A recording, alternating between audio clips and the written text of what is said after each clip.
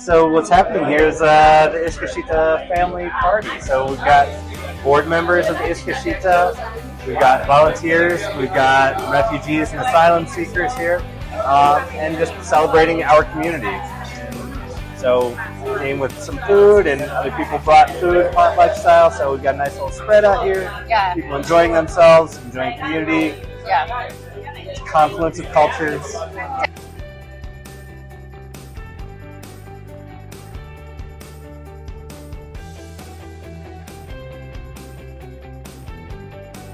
I've been with Iskashitaa for many years. The last few I years. am trying to recreate a family recipe. This is a work in progress. You are my guinea pigs. So ignore the little burnt side. That's my British side of it, you know? All right. Chef, to the greatest chef in Tucson. Why am I even there? Why? This is just not correct. All right? I've been in the food industry since I was 16 years old. It saved my life. 2 years? 2 years, thank you. You know, I believe that we are all human and that there's a single thread that connects us all. And one of those things is the desire to live a good life, to love our children, right? To tell each other to keep going in spite of the hardships that we've had to go through. And now I like telling stories. What is this word refugee that we hear, you know? UN refugee is a legal term as defined by the UN Convention of 1951 and the U.S. Refugee Act of 1980. It's a legal term for a person that has left their country of origin. Mm-hmm. And they have, for one of 5 reasons, they have fear of persecution in returning to their country, or they have suffered persecution because of their identity, their political affiliations, their race, their nationality, their social group, and religion. Those 5 reasons. So we hear economic refugee and climate refugee, which is not a thing yet. It's not a legal term, and it's only one of those 5 reasons. So it's because you're being targeted and persecuted, or worse. We just like to make that distinction because there's so much in the news, not about refugees, but more about asylum seekers. So would you introduce your friends? Yeah. Yeah? Yeah, absolutely. This is my friend Donatien, originally from Burundi. Can I say asylum seeker? Yeah, right. Okay. He's the first person that I know in 21 years that has got his IRS certification for VITA. So he's an official VITA tax preparer for the United Way. Woo-hoo! That's amazing. That's a great program. Yeah, that's great. Among other things, this is Matthias. He's new to Tucson, also from Burundi. As a journalist, he doesn't know this yet, but we hope that he will help us gather stories and tell stories. And already with each event that he's participated in, from harvesting fruit from people's backyards and learning to navigate all over the city, he's been very gracious with his words and thanking us. And he's a wordsmith. He's a journalist, and gives meaning to those words. And his observations are spot on. So, and Charles is on our advisory board, also from Burundi. But if I've ever met a Burundian brother that is just like me, he's at always connecting people with people with people with people.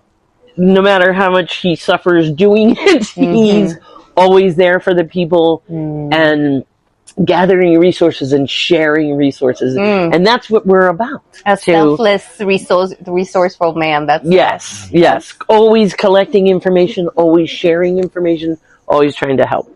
So for about 10 years, we've been helping asylum seekers, but usually they are single men and single women. And in this case, we have a beautiful family that we're helping in multiple levels. And Donna Tien's wife is Yvette. Oh, her dream, lucky for us, is that she's always wanted to have her own restaurant. Ooh. And she's just had her first experience with a bread machine donated from our former chef Roy, who passed about a year or so ago. And so she has been helping us in the office, got her food safety, food handling. We want her serve safe. We want her cottage law industry, which is what we do with other refugees. But Yvette is new. Yes. Khalifa is from Chad. Khalifa arrived July 23rd, not knowing anybody, and, innocently playing soccer on the Willie Blake Jr. soccer field. We're able to break the news that we have a place for him to live. And so, and that's Khalifa is one of the fastest English learners that I've met in 21 years. He is trying so hard, from his French, from his Arabic, from his Virgini. 7 languages, I think I heard you say. Said, Khalifa, would you like a bicycle? And he said, yes. He's like, bus, all bus, so much bus. And I said, okay. I got a bicycle through Tucson Refugee Ministries, which is one of our partner agencies. Yes. And this is Michelle Wyrick. She's one of the best sponges I've ever met, and she comes to our events, shares her people. We share with them. We share the resources at the organizational level. But she's just here to learn everything there is on how to make change in the community, positive change with foremost our global friends first and foremost. Those are the most important things that we're building community, encouraging civic engagement, encourage networking through volunteering. How do you find a job? And that's her job at Tucson Refugee Ministries, is to job develop with refugees. And so I'm like, whew, finally I don't have to do this. I can just send everybody to Michelle. Everybody. It's like a system. So restaurants together. contact me, chefs contact me, companies contact me, and it's not really part of Iskashita's mandate or mission. So now we can't do it all. They've told me that over and over. And I believe them. And so that's why partnerships are so important to us. Yeah, absolutely. It really, really does take a village, absolutely. Matthias, how long have you been in Tucson? How long? 1 month? 2 months. 2 months. 2 months. So he's the newest. Khalifa was July 23rd. Not that I memorize these things. And Yvette, 23rd, 2023. Because when you are in your house, without information, without contact, you don't leave. You are stuck. You can't count that moment. And it's not just them getting connections.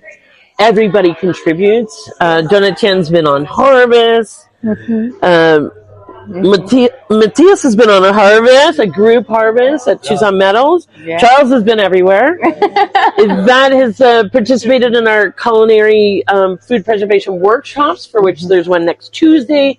Gail Inside is one of the people that helps run that program. Khalifa's done everything, makes friends everywhere. He's been doing events with us, and he's picking up that English. The language thing is a gift that you've got going on. That really is amazing.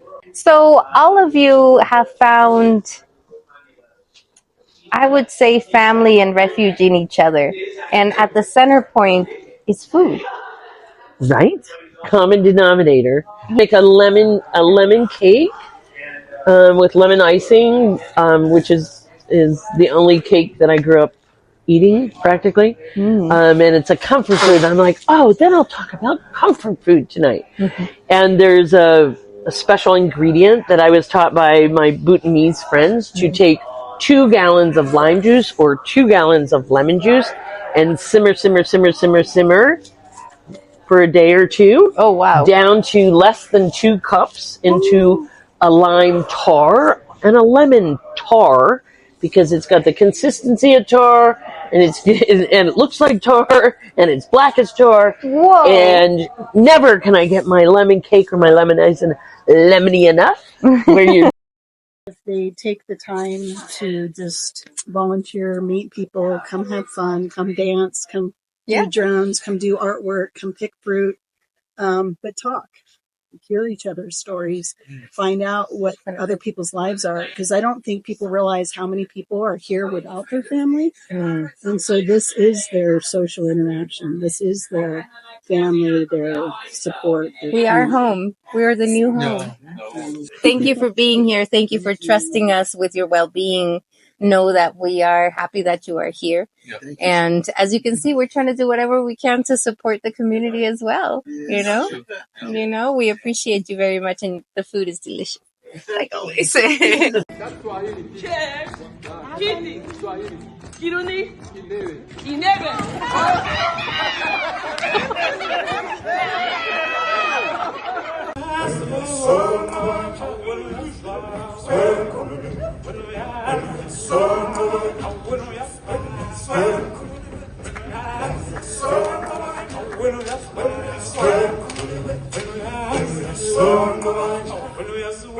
Son,